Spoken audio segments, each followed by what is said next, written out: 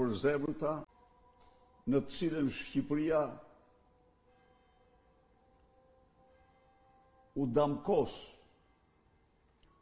në qendrat kryesore ndërkombëtare për shkak të akteve të papërgjegjshme për i Burracaku, për i Frigacaku të Edi Rams, i cili me qëndrimet e tij i kapur me presh në dorë dëshmoi shqiptarëve dhe komunitet ndërkombëtar miqve të Shqipërisë se për atë ligji dhe kushtetuta nuk ekzistojnë. U dëshmoi shqiptarëve se ai është i aftë të sakrifikojë çdo interes të tyre, të shkelmojë dhe procesin më themelor të pluralizmit politik, të viteve të pluralizmit politik, procesin e integrimit europian. Edi Rama, me qëndrimet e tij të papërgjegjshme, detyroi kancelarit dhe qendrat vendimmarrëse të Europës të nxjerrin jo kartonin e kuq, por të shkojnë drejt vendimit që nuk është marrë ndonjëherë në 32 vite, apo në tërë ekzistencën e Bashkimit Evropian, vendimit të xhbërjes së plot të procesit të integrimit të Shqipërisë. Dhe ja u them unë ju këtu, protestat tuaja kanë qenë të një rëndësie përcaktuese si shpresa e vetme e ndryshimit të kësaj situate, sepse ky vendim është i gatshëm të shpallet. Edi Rama në mënyrën më, do të thosha, më të papërgjegjshme, më antikushtetuese, më antiligjore, vendosi të përdor gjykatën kushtetuese mburoj të vjedhjeve të tij, të përdor gjykatës të papërgjegjshëm që s'kan parim moral ligjor, s'kan asnjë lloj norme, si mburoj për vazhdimin e detyrës të Lubi Ballukut. Por ama këto qëndrimet të tij hasen në kundërshtimin më të fuqishëm të partnerëve tanë për çka dhe të Komisionit Evropian për çka unë shpreh mirënjohjen më të pakufishme ndaj tyre, sepse me këto qëndrime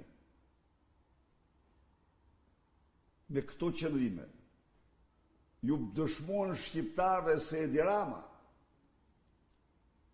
është njeriu që nuk ka asnjë interes tuaj, njeriu që nuk ndjek asnjë interes tuaj, njeriu që shkelmon mbi të gjitha interesat e shqiptarëve të ardhmën e tyre europiane për të mbrojtur lëkurën e tij, veprat e tij të zeza, vjedhjet e tij të mëdha.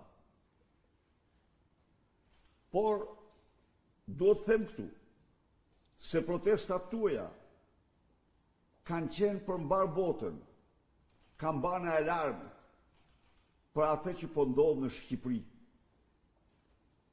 Dhe ju keni një merit jashtëzakonshme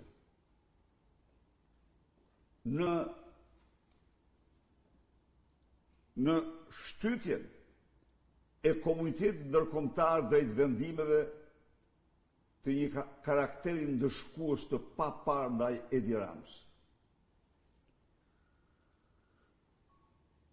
Pas 9 orësh të ndryrë në një sallë. Gjykata kushtetuese nuk mori dot vendim për të hedhur poshtë kërkesën, për të pranuar kërkesën e Edi Ramës. Në këtë kuadër unë vlerësoj qëndrimin e atyre gjykatësve të cilët me guximin e tyre rrëzuan një kërkesë që ishte baras me grush shteti kundër shqiptarëve. Natyrisht,